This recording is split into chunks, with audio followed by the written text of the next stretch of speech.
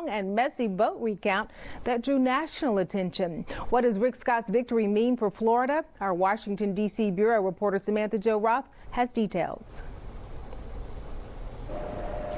Governor Rick Scott will now join fellow Republican Senator Marco Rubio right here on Capitol Hill when he's sworn in as Florida's junior senator in early January. Now, Scott is already being assigned a temporary work spot here on Capitol Hill. His victory now boosts the Republican majority in the Senate to 52.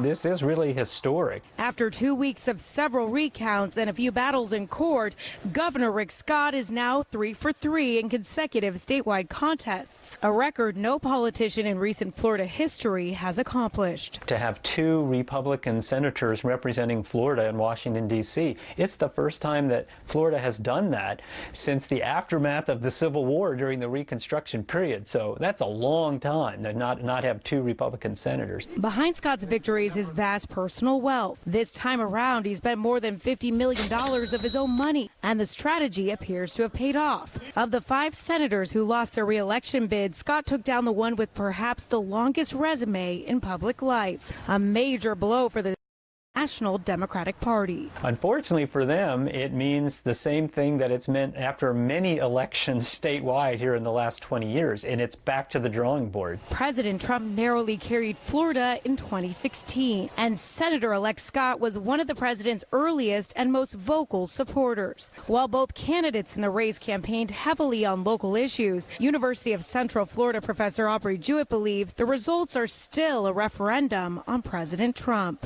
The candidates in our Senate race perhaps didn't highlight Trump quite as much as some other races, but in terms of like the vast majority of millions of votes, it really was about Donald Trump, even though the name on the ballot was Rick Scott or Bill Nelson.